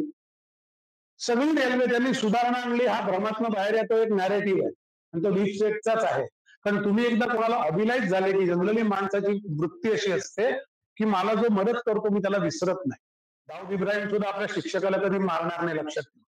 कारण हे आपल्या डीएनए मध्ये असतं की जो मला घडवतो असं मला वाटतं त्याच्या विरुद्ध मी हात उगारत नाही. याचा फायदा ते घेतात आणि तुमच्यात उलट बिंबवतात काही न करता की आमच्यामुळे तुम्ही जिवंत आहात. अरे तुमच्या दुष्काळामुळे आमची जेवढी माणसं गेली त्याची गणती केली तेवढी त्याच्या आधीचे 100 वर्षात भारतात सगळे माणसं मेलेली नाही. एका भागाला दुष्काळाची मेली. त्याचा जबाब कोण घ्यायचा, त्याचं उत्तर कोणाकडून मागायचं आम्ही? ते यांना मानववंशाच्या गुन्ह्याखाली त्यांची पूर्ण जमात नष्ट केली पाहिजे. ब्रिटिशांची निर्वंश केला पाहिजे हा वंश. इतके आपल्यावर अत्याचार केले. मला मुसलमानांचे अत्याचार काही वाटत नाही. तुमचा ढाचा बदलून टाकला. आम्हाला आमच्या आत्मवंशनाकडे गेलो, आम्हाला आमचं काहीच खरं वाटत नाही. बरं आम्ही एका ठिकाणी बोलताना डायस्पोरामध्ये परदेशात असं विचारलं की आम्ही जर समजा भुक्कड देश होतो, आम्ही मागासलेले होतो, आम्ही इंडियन होतो, आम्हाला काही कळत नव्हतं, बरोबर, तर तुम्ही इथे मरायला आलात कशाला? कशाला आलात इथे उद्योग करून? नाही ते अफगाण पांगरीचा पठार तिकडे हल्ले करतायत, ते लोक पठाणी लोक मारतायत, छुपून लपून छपून येत आहेत. त्या अफगाणिस्तानला साम्राज्याचं कब्रस्तान म्हणतात.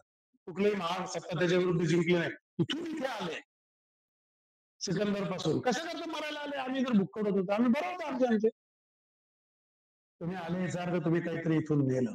27 जहाजावरून सोनं नेलंय, कालिकत म्हणा या पुस्तकात उल्लेख बघा. हे तुम्ही लुटलं आमचं. 1750 साली आमचा 24% ज्यादा जीडीपीचा जीडीपी होता, त्या तुमच्या ग्लोबल मार्केट फोर्सेसच्या सगळ्या उद्योगांमुळे आमचं तुम्ही सोडलं तेव्हा 2% ज्यादा जीडीपी होता. आता आम्ही हळूहळू 4% चाललोय. आम्हाला 24% जायला अजून 10-20 वर्ष 25 वर्ष काम करायला लागेल आणि आम्हाला चांगले राज्यकर्ते लागतील. हे निष्कारण आम्हाला कामाला लावलं तुम्ही चोऱ्यामाऱ्या करून. तेच तुम्ही चायनाचं केलं. चायना हुशार निघाला. कारण चायना हा कम्युनिस्ट राजवट आहे ना. बघा कसं पॅराडॉक्स असतात. एक अत्यंत अन्यायकारी राजवट. मावाने किमान 7.5 कोटी लोक मारले आहेत. हिटलर पाकिट मारे हो त्याच्या पुढे. खरंच सांगा, 7.5 कोटी लोक मारणं काही जोक आहे आपल्या देशाचे नागरिक? त्या माणसांनी यांना बरोबर सरळ केलं. त्यांच्यावर यांनी किती नॅरेटिव्ह चालवले तरी, कारण त्यांनी देश म्हणून आपली हे हादू दिली नाही. ती कदाचित त्या कम्युनिझम ते त्या धाक दपटशाहीमुळे झालं असेल. आपल्याकडे आपली लोकशाही अशी की आपण कोणाला जबाबदारच नाही ना. मुलगा वडिलांना जबाबदार नाही, वडील आजोबाला जबाबदार नाही, मुलगा बायकोला जबाबदार नाही, बायको नव्याला जबाबदार नाही, सगळे स्वतंत्र. नागालँड आहे आपल्याकडे. कारण आपल्याला कुटुंब व्यवस्था चुकीची वाटते. यांनी सांगितलं कसली फॅमिली? इंडिव्हिज्युअलिझम. त्या आयनरान नावाच्या एका मूर्ख बाईने तो पेंडुलम, मी तिथे फॅन होतो बरं काही काही सांगतो, मी नाकारत नाही. आउटरनेट वाचून मला आयुष्याने सगळे आलेख मला वाटलं पण असं जगलं पाहिजे. पण तो इंग्लंडचा पेंडुलम इतक्या दूर घेऊन गेली ती बाई, आज मला कळतं की तो परतच यायला तयार नाहीये. 4थ्या बायकोच्या 5व्या नवऱ्याचे 3ऱ्याच मुलं ते एकत्र राहतात. अशी फॅमिली आहे त्यांची. हा इंडिव्हिज्युअलिझम. म्हणून मी त्याला उत्तर म्हणून एक मेकॅनिझम लिहितोय. त्याचं नाव आहे फॅमिलिझम. जो सोशलिझम, कम्युनिझम आणि कॅपिटलिझमला उत्तर एक नाव वापरतोय, मी फक्त पॉईंट करतोय की फॅमिली हे सगळ्यात मोठं मायक्रो गेले इकॉनॉमीच. ते इंटॅक्ट राहील तोपर्यंत देशाच्या इकॉनॉमीला काय होणार नाही. गावगाड्याकडे जाईपर्यंत मला आयुष्य काही माहित नाही. तुम्ही फॅमिलीला आणण्याकरता पण मी कोण पदावर नाहीये, पण मी ती कन्सेप्ट मांडणारच. कारण डीप स्टेटच्या नॅरेटिव्हला विरुद्ध उत्तर द्यायला लागेल ना. तुम्ही सारखे व्हायलिन नाही वाजवू शकत ना, आमच्यावर अन्याय झाला. ते व्हायलिन वाजवण्याचं मुंबईत काय झालं तुम्हाला माहिती आहे. नुसतं अन्याय करतात ते. तुम्हाला घडवायला लागतं ना काहीतरी, थोडीच चालेल का गळे काढून. तर तो नॅरेटिव्ह आणण्याकरता 80% मीडिया, 572 चॅनल आहे. 450, 450च्या आसपास चॅनल एकाच विचारसरणीला वाढलेले आहेत जगात. ते यांच्या ताब्यात आहे. त्याचं नाव रुपर्ट मर्डॉक, मीडिया टायकून त्याला म्हणतात. तो रॉथशिल्डचा माणूस. आणि हे असे नॅरेटिव्ह भारतातच चालू आहे असं नाही. त्यांचं जगभर मोनोलिथिक स्टडी करायला चाललंय. कॅलिफोर्नियाचा जो जीडीपी होता तो एकाही भारतापेक्षा जास्त होता. कॅलिफोर्निया ऍग्रिकल्चरल स्टेट अमेरिकेत मी राहिलोय. त्या कॅलिफोर्नियामध्ये आज बिझनेसच्या जो एरिना आहे गव्हर्नमेंटच्या सगळ्या वेबसाईटवर तिथे शेतकरी ही कॅटेगरी नाही. आणि ती काढली अल्बर्ट श्वाइत्झनगरने जेव्हा तो गव्हर्नर झाला. अल्बर्ट श्वाइत्झनगर नावाच्या एका बिंडोक नाटाला गव्हर्नर करण्याचं षडयंत्र रचलं गेलं आणि त्याला घेऊन स्वतःच्या चार्टर्ड फ्लाईट मध्ये घेऊन गेला रातशिळला पायावर घालायला. तो कोण? सगळ्यात श्रीमंत माणूस कोण? Warren Buffett, agent of Rothschild. He took him there and Rothschild convinced him कि either you will be actor or you will not be unless you become governor. कारण गव्हर्नरला मोठ्या पॉवर आहे स्टेटच्या, equivalent to president for that state. तिथे ती शेतकरी category गेली. मोठं यंत्रणा आहे, मोठं डीप स्टेटचं काम चालतं. आपल्याला काय वाटतं? मी भारतातले प्रसंग सांगतो तुम्हाला शेवटी थांबताना. भारतामध्ये आणि 90% मिलिटरी इक्विपमेंट हे लोक बनवतात. मी युद्ध चालू करणे अंतर्गत संघर्ष क्रिएट करायचे लोक वेपन विकत घेतात. आमचा एक मित्र होता तो लहानपणी म्हणायचा असा, तो धुळ्याचं मी धुळ्याला शिकलो, साधे ग्रामीण भागातला माणूस आहे. तो म्हणायचा ते घरात ढेकणं झाले ना एक एक ढेकून मारत बसायचं नाही. आपण ढेकून मारायच्या औषधाची फॅक्टरी काढायची, लोक विकत घेतात मारतात. हे तो विनोद म्हणून सांगायचं आम्हाला भारी, पण ते तसंच करतं. मिलिटरी सगळा सेल असाच आहे. अंतर्गत संघर्ष क्रिएट करा, बेबनाव तयार करा, लोक असंतोष होऊ द्या, तिथे रायट होऊ द्या, मग त्याला मारण्याकरता आपणच शस्त्र द्या. रवांडा देश असा संपवला आहे. आपल्याकडे जे हिंसाचार चालतात याचे जे बीज असतात, आपल्याला काय वाटतं शाहीनबागला लोक बसले आणि बिर्याणी खातात, खाऊ दे बिचारांनी, मिळते ना फुकट बिर्याणी खायला, नसतील घरी मिळत. बिर्याणी हे तुमच्या कॅमोफ्लाज आहे, तो कॅनव्हास आहे, तो पडदा आहे, तो स्मोक स्क्रीन. त्याच्या मागे काय चालू आहे तुम्हाला माहिती आहे का? आणि मी काय नेहमी माझं असं अगदी प्रामाणिक म्हणणं आहे आणि मी ते त्यातला त्याला पकडून राहतो. मला नेहमी असं वाटतं की आपण शिकलेलो आहे, आपल्याला 4 पुस्तकं वाचतो, आपल्याला वेळ आपण सुख बसतो, आपल्या 2 वेळेस जेवणाची ददात नाही, किमान अशा कॅटेगरीत आपण सगळे असतो. 1 वेळेस जेवणाची ददात नाही समजा, तसंही म्हणता, पण मी शिकलेलो आहे. मी याचा अन्वयार्थ लावत राहिला पाहिजे की काय घडतं. नेने सर त्यांचं चॅनल चालवतात, त्यात अनेक गोष्टी सांगतात. त्याचा अन्वयार्थ मी लावत राहिला पाहिजे ना, आणि मग त्याच्यावर मी विचार केला पाहिजे, माझ्या ग्रुपवर बोललं पाहिजे. बाकी मी सगळं करीनच. आयुष्य एन्जॉय करेल, पिक्चर बघेल, नाटक बघेल, खेळ बघेल, मॅच बघेल, पार्ट्या करेल, सगळं करेल. पण एक निदान मी हे काय चाललंय याच्या मागचं शोधून तर घ्या. हे डीप स्टेटचा उद्योग नाही ना, हे कळलं पाहिजे. आणि ते विषय कुठले? सीए विषय त्याचा आहे. फार्मर एज्युकेशन झालं, आंदोलन. बरं, शरद जोशींनी आपलं आयुष्य घालवलं शेतीमालाला तुम्ही उत्पादनाचा दर्जा द्या म्हणून. म्हणजे काय? तुम्हाला शेतकऱ्यांचा बेसिक इश्यू सांगू का? अगदी सोपा आहे. शेतकरी अन्न बनवतो, भाज्या बनवतो, फळं बनवतो, मार्केटला जातो आणि मार्केटला तिसराच कोणतरी सांगतो याचा काय भाव. उद्या बजाज पंखा बनवतो, बजाजला सांगितलं पंखे बनवा आणि हातावर रुमाल टाकून पंख्याची किंमत ठरव. बजाज पंखे बनवेल का हो? बरं, तरी पंखा पेरिशेबल नाही. शेतकऱ्याचा अजून एक दुर्दैव आहे की तो बनवतो, ती हवा त्याला नाही, ते सिंचन झालेलं नाही, त्या त्याच्यात घोटाळे आहेत, त्याच्यात फ्रॉड आहेत, वीज मिळत नाही, जमिनीला खतं परदेशी कंपन्यांची येतात, तरी तो बघडतो, काहीतरी करतो, बनवतो आणि मार्केटला आणतो. जे पेरिशेबल आहे ते 5व्या दिवशी टिकणार नाही आणि त्याला सांगतात एवढ्या भावात मिळतात घेऊ. शरद जोशी हेच म्हणाले. शरद जोशींना मी खरोखर गांधीजी इतकंच मानतो, फार मोठा मानतो. तेच म्हणायचे त्यांना त्यांचं दर्जाला मोकळं मार्केट द्या, त्यांना कुठे जाऊन काही विकू द्या. हे काय गैर आहे? तुम्ही कपडे कोणाला कुठेही विकू देतात. आता जीएसटी मुळे स्टेट टॅक्सेस गेल्यामुळे कुठलाही माल कुठेही त्या बिलवर जाऊ शकतो. जळगावची केळी काचूनही लोक खातात, तो विकतो जाऊन व्यापारी, कारण त्याला माहिती त्या लोकांना आवडतात, तिथे मिळत नाही, तर खंडित होत नाही. तुम्ही शेतकऱ्यालाच का असं करतात? त्याच्या भाजीपाल्याला का असं करतात? महाराष्ट्रातल्या पण सगळ्यात उत्तर प्रदेश जे राज्य शेती, भाजी, अन्नधान्य जास्त का असं करतात? हा त्यांचा प्रॉब्लेम आहे. म्हणून शरद जोशी म्हणाले त्यांना कुठेही जाऊ द्या.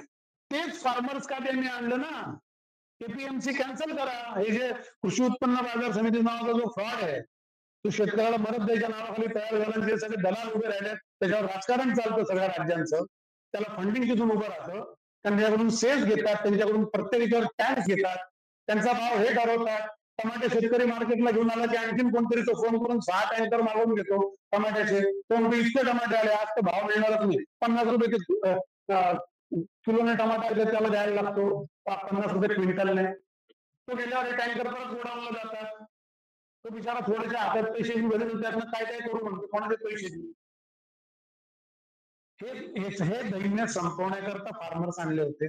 पण मग ते आले ते एजंट संपतील, जेव्हा डायरेक्ट बेनिफिट ट्रान्सफर होतो त्याच्यामध्ये 1,80,000 कोटीचं सेव्हिंग होतं. म्हणजे हे पैसे कुठेतरी लीक होत होते. तर आम्ही नाही सांगत, राजीव गांधी म्हणाले 1 रुपयातले 15 पैसे पसतात, 85 पैसे लीक होतं. ते लीक थांबवलं डायरेक्ट ट्रान्सफर नाही, मग त्यांना त्रास होणार. दलालांना त्रास झाला की त्यांनी शेतकऱ्यांचं आंदोलन कायदे मागे घेतले, मागायला लावले. डीप स्टेट, बीबीसीने डॉक्युमेंटरी काढली मोदींवर. डीप स्टेटचे उद्योग मीडिया ताब्यात आहे ना. मी काही घडवून टाक, हिंडनबर्गने अदानीला खेचलं, मी काही घडवणार आहे. अदानीने चूक केली असेल त्यांना जरूर शिक्षा होईल. तुम्ही हे जे नॅरेटिव्ह चालवतात ना, आणि हे नॅरेटिव्ह चालवून जे आमच्यासारख्या माणसांच्या मनात संभ्रम निर्माण करतात, कारण आपल्या संभ्रमावर शेती होते बरं, यांची लक्षात ठेव. डीप स्टेटने तयार केलेल्या संभ्रमांपासून सावध राहा. That is more injurious to health. नंतर कुठल्याही जे काय ऍक्टिव्हिटी केल्या, कॅनडाचं झालं, खलिस्तानची ऍक्टिव्हिटी, कॅनडाचा सपोर्ट काय, खलिस्तान आहे काय, खलिस्तानच्या मागण्यानंतर जे रिफ्युजी झाले, जे हत्याकांड झालं, 4,000 शीख जाळून मारले, दिल्लीत एकट्या, पंजाबात किती मारले, त्यांना दर्जा दिला की हे रिफ्युजी ही जमात नष्ट करताय भारतात कुठलं तरी सरकार. जे कुठलं सरकार होतं त्यावेळेला ते होतं, आणि त्याचं समर्थन करत होतं एक पंतप्रधान. झाड पडतं तेव्हा अनेक जण नष्ट होतात, तेव्हा हे समर्थन आहे निर्लज्जपणे.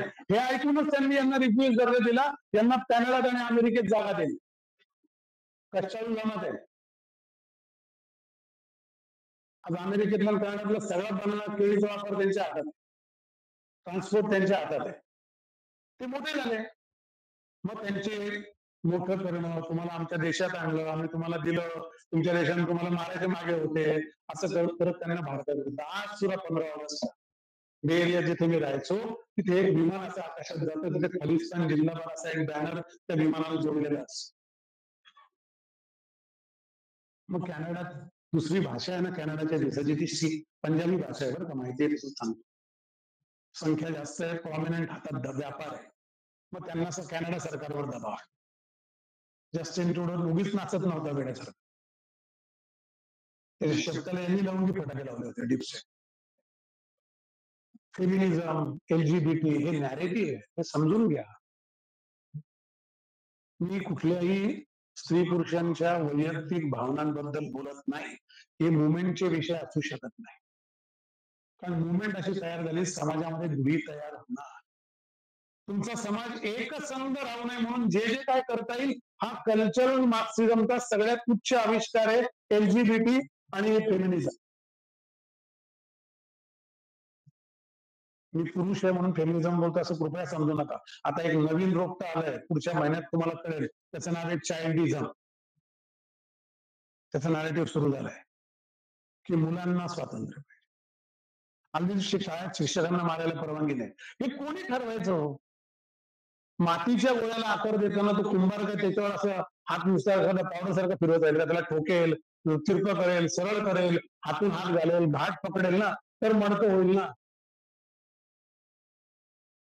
कुठल्याही झाडाचं जेव्हा कळीचं फळात रूपांतर होतं फुलामधून, तेव्हा ते झाड त्या वाऱ्याला सामोरं जातं ना, पावसाला सामोरं जातं ना, त्यातनं टिकतं ती फळं असतात ना. हे निसर्गाचं जे चक्र आहे ते लहान मुलांच्या बाबतीत नाही. त्याच्याबरोबर बाकीच्या गोष्टी पण होत्या ना. त्या मुलांना शिक्षक रोज सकाळी आले का चला 40 पुराण मारून टाकू, असं करत होते का? कविता शिकवत होते, श्लोक शिकवत होते, चांगलं वागायला शिकवत होते, गोष्टी सांगत होते, कसं खावं सांगत होते, पाय धुवायला सांगत होते. ते आम्ही काही लक्षात घेतलं नाही, मारायचं का? आणि आम्ही ऐकतोय. मी आता एक गोष्ट ऐकली कालच, मला ते माहित नाही किती खरी किती खोटी, पण ते मी शोधणार आहे. राईट टू एज्युकेशन जी पॉलिसी आली आरटी, त्याचा व्हिडिओ मी करेल, मला ते कळलं तर. तो फक्त ज्या हिंदू शाळा आहेत, म्हणजे ख्रिश्चन किंवा असं म्हणू तर ख्रिश्चन इस्लामिक शाळा ज्या नाहीये, बाकी शाळांना असं त्यात एक रूल आहे की त्यांनी धार्मिक काही शिकवायचं नाही, त्यांनी प्रार्थना म्हणायच्या नाही, त्यांनी पूजा करायची नाही, त्यांनी सण साजरे करायचे नाही, धार्मिक क्षण 15 ऑगस्ट करा. पण हे बंधन ख्रिश्चन आणि इस्लामिक शाळांना नाही, मिशनरी स्कूलला. हे कोणी ठरवायचं या गोष्टी? हा कल्चरल मार्क्सिझम प्लस ग्लोबल मार्केट फोर्सेसचा एकत्र अजेंडा आहे. मी तुम्हाला खरंच सांगतो, बांगलादेश मगाशी सांगितलं, मिझोराममध्ये तेच झालं. आणि मला आश्चर्य असं वाटतं की एक तर आमच्या दोन डोक्यांवर एक गोल्डन क्रिसेंट आणि गोल्डन ट्रायंगल नावाचे दोन भयानक मोठे साप.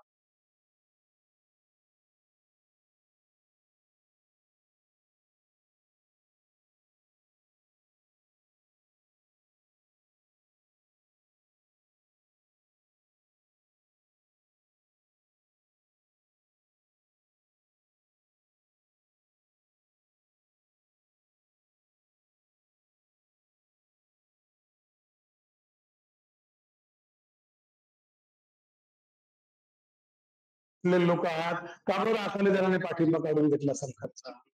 फार्मर बिल करून काढून घेतला, त्या बिलाच्या बाजूने वोटिंग करून का काढून घेतला? त्याचा वानखेडेंशी काही संबंध आहे का? शाहरुख खानच्या मुलाला पकडण्याशी काही संबंध आहे का? बॉलिवूडच्या ड्रग कार्टेलशी संबंध आहे का? पंजाब मधलं ड्रग कार्टेल कोण चालवत होतं? कुठपर्यंत हात पोचले या केसमुळे? असं नाही हो. नरेश गोयल कुठे आहेत जेट एअरवेजचे? त्यांची बायको गेली जेलमध्ये कॅन्सरने, ते सुद्धा कॅन्सरने आजारी आहेत. का बरं जेट एअरवेजच्या एवढ्या प्रमुख माणसाला तुम्ही जेलमध्ये टाकता? जसे दीडशे जेट आपल्या भारताच्या आकाशात चांगले भरारी घेत होते, त्यांनी विकास आणला होता. कायद्याचं राज्य म्हटलं की तुम्हाला ते करावं लागलं. आपल्याला अगेन्स्ट असते. डीप स्टेट विरुद्ध सरकार जे काय करेल सरकारचे अजेंडे असतील, मी नाही म्हणत नाही, सगळ्या गोष्टीचं समर्थन मी करणार. पण मी आपल्या लेवलला एवढं सांगतो की हे सगळं समजून घ्या. कुठलाही मुवमेंट भारतात सुरू झालाय तर काय होतं? जरा काय मुवमेंट आहे? म्हणजे आपल्या प्रत्येकाच्या याला तुम्ही बघा, मी मराठा बघा अशा अर्थाने म्हणत नाही, एखादं आंदोलन असं कसं सुरू होतं, त्याच्यामागे कोण असतं? आपण हे धागे शोधले पाहिजे. डीप स्टेट काय म्हणजे वॉरसीटला काहीतरी चाललं नाही, डीप स्टेट इकडे आपल्याकडे मस्त बाजार भरलाय, आपल्याला काय प्रॉब्लेम आहे? रिक्षाचे 2 रुपये वाढले, एवढंच प्रॉब्लेम. असं नाही आहे. माझ्या घरामध्ये आज दादर नावाची एक ज्वारी यायची, ती येत नाही. का बरं नाही? शेतकरी पिकवते ते काय करतात? त्याचं मला अस्वस्थपणा वाटलं पाहिजे. का माझ्याकडे आज जे सगळ्या धान्यांचं मी बनवायचो काय एकत्र, थालीपीठाची भाजणी असेल, ती का आज पॉप्युलर नाही? ती का खायची सक्ती नाही? का शाळांमध्ये ते दिलं जात नाही माझ्या देशात पिकवणारं अन्न? का माझ्या जीवन पद्धतीमध्ये पाडे म्हणणं निघून गेलं? अहो पाडे काही तुम्हाला पाठ करायला त्याच्या मागची काही प्रोसेस आहे ना. पाडे पाठ करणं काय मेमरी गेम आहे का फक्त? संपत आला वेळ. नाही झालं किती तास झाला का? थांबतो. त्यामुळे मला असं वाटतं की या सगळ्या गोष्टींकडे बघताना, आता या पुस्तकातल्या घटना तुम्ही घेतल्या, टायटॅनिक बुडवली तर ट्रम्प परत सत्तेवर आला, मध्ये कोरोना पण येऊन गेला. इतक्या घटनांकडे तुम्ही बघल्या, ज्याला जे जे घडलं त्यामागे डीप स्टेट आहे. भारतात जे घडलं त्यामागे डीप स्टेट आहे. बांगलादेश मागे डीप स्टेट आहे. जम्मू काश्मीरमध्ये 370 काढल्यानंतर ज्या प्रकारची आंदोलन झाली त्यामागे डीप स्टेट होतं. होमी जहागीर बाबा गेले त्यामागे डीप स्टेट होतं. होमी जहागीर बाबांकडे अणु उत्सर्जनाचा फॉर्म्युला होता, फ्युजनचा, तो ठरला होता. त्या बॅग सकट ते रामशेखरपर्यंत विमान कोसळलं आणि बाबा गेले. ते सीआयएचे उद्योग होते. इम्रानवाले कोणाचं क्रिएशन होतं? लालबहादूर शास्त्रींचा मृत्यू कुठे झाला? तुम्हाला असं वाटेल की हे सगळं उत्तरला म्हणजे दिलं, असं नाही. या सगळ्या गोष्टींची कार्यकारण मीमांसा केली पाहिजे, ती ओपनली असली पाहिजे. मला नागरिक म्हणून तो हक्क नाही, तुम्ही शोधून काढले. लक्षात ठेवा, कुठलाही गुन्हा मागे ट्रेसेस ठेवतो. तुम्ही जे काढणे शोधलं तुम्हाला मिळतं. प्रश्न कुठे येऊन थांबतो माहितीये का? मी कशा करता हे उद्योग करायचे. असं पुण्याला मी एका कार्यक्रमाला गेलो होतो, घाटसोपराच्या एक गृहस्थ वरती आले आणि त्यांनी मला सांगितलं, तुम्ही हे कशा करता लिहिलं? पुनच ते म्हटलं, म्हणजे तुम्हाला विचारून पुस्तकं लिहायची? नाही तसं नाही, पण हे डोक्याला ताण कशाला? तुम्ही चांगले ऍक्टर आहात, आम्ही नाटकं बघतो तुमची, बरोबर, हे उद्योग कशाला? मला उत्तर नाही सुचत. मला उत्तर द्या, मॅनिप्युलेट करू नका प्रश्न. म्हणजे लेखकाला हा एक ताप असतोय मला माहित नव्हतं. त्यांना मला उत्तर त्यावेळेला सुचलं नाही, पण मला 10 मिनिटांनी सुचलं, मी त्यांना ते उत्तर दिलं. आणि ते उत्तरच कारण आहे बरं का डीप स्टेटच्या मागे लागायचं असं मला वाटतं. मी त्यांना असं म्हटलं की जो देश माझ्या आई वडिलांनी मला दिला होता, जो देश, ज्या प्रकारचं वातावरण, ज्या प्रकारचं गल्ली, कुठल्याही मित्राची जात माहीत नसणं, शाळेत बसलेल्या शेजारचा मुलगा कुठल्या जातीचा आहे माहीत नसणं, तर स्विमिंग पूल मध्ये किंवा नदीमध्ये पोहणारा बरोबर खेळणाऱ्या मुलाचा धर्म माहीत नसणं, त्यांच्या संप्रदाय, त्यांची उपासना पद्धतीचा माझा काही संबंध नसणं, त्यांनी ते घरात करणं, सहज या घरातून त्या घरात चांगलं लोणचं दिलं जाणं, चांगले पदार्थ जाणं, एकमेकांच्या अडीअडचणीला येणं, अशी जी एकजीव समाज रचना माझ्या लहानपणी मी भोगली, ती माझ्या मुलांना मी देऊ शकलो नाही, याचा गिल्ट घेऊन मी मरणार आहे. आणि ते अपराधित्व घेऊन मरताना त्याचं पापक्षालन म्हणा, रिपेंडिंग म्हणा, म्हणून निदान मला जे माहीत झालं त्याचं लोकांपुढे आणायचा, पण मी बदलू शकणार नाही, मी निकम्मा माणूस आहे, मी हे करू शकलो नाही, माझ्या मुलांना ते आयुष्य देऊ शकलो नाही, निदान काय खराब झालं, कशामुळे झालं, त्याच्यावरचा प्रभाव मी ठेवू शकतो म्हणून या पुस्तक. आणि ते डीप स्टेटचा स्टडी करण्याकरता ते कारण पुरेच आहे.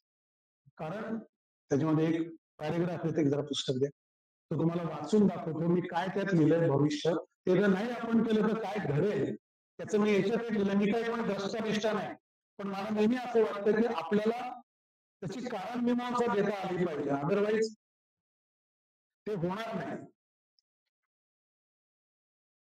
मी असं लिहिलंय, मला अशी भीती वाटते की काही वर्षाने पृथ्वीवर एक मोठा दगड असेल, ज्यावर लिहिलं असेल एक मानवजात जी आपल्या स्वयं स्वच्छंदी जैववैविध्याच्या नैसर्गिक हक्काने जन्मली, वाढली, पसरली, ती काही लोकांच्या खलबत्यांना पोलीस राहिली आणि मग एकाच प्रकारचं एक जिनसी आयुष्य जगत त्यांच्या नादारीची शंड फौज होऊन नामशेष झाली, किंवा काहीच स्वत्व नसलेल्या निरुपद्रवी आणि त्यांनीच आखून दिलेल्या आयुष्याच्या रिंगणात निर्लेपपणे फिरत राहिली, त्यालाच आपलं स्वातंत्र्य वगैरे मानत.